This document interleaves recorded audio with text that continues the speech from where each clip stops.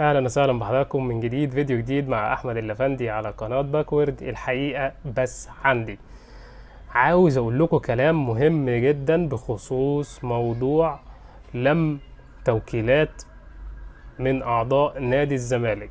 مرتضى منصور بيلم توكيلات من اعضاء نادي الزمالك بشكل غريب جدا.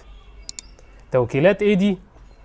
ايه هي التفاصيل؟ هقول لك، بس صلوا على النبي عليه الصلاة والسلام. اللهم صل وسلم وبارك عليك يا سيدي يا حبيبي رسول الله. واشترك في القناة وفعل الجرس على الكل، انتش اللايك الجامد هيوصلك كل جديد ان شاء الله، عشان الجديد كله جديد. عايز اقول لك ان التوكيلات دي عبارة عن ان هو تفويض، او ان انا بفوض ان الراجل ده هو رئيس نادي الزمالك وهو اللي هيدير النادي الفترة اللي جاية وهو اللي احنا عايزينه رئيس، وكلام غريب جدا. طيب الفيديو ده بيتكلم كمان عن مرتضى منصور، وهو بيقول رضا بحة، هو اسمه كده، جاب راجل وقال عليه ان هو بتاع السحر والشعوذة وهو السبب في ان الاهلي غلب الزمالك 4-1.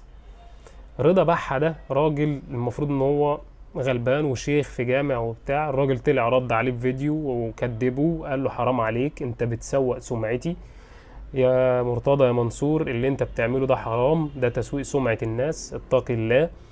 وصليت اللسان كالعادة ليس له من يوقف غير الله سبحانه وتعالى.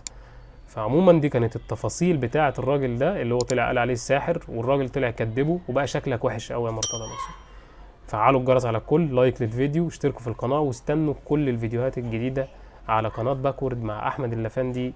الحقيقة بس عندي. اشوفكم في فيديو جديد، وتحياتي ليكم دايما، اشوفكم في رعاية الله بإذن الله. والسلام عليكم ورحمة الله وبركاته. سلام.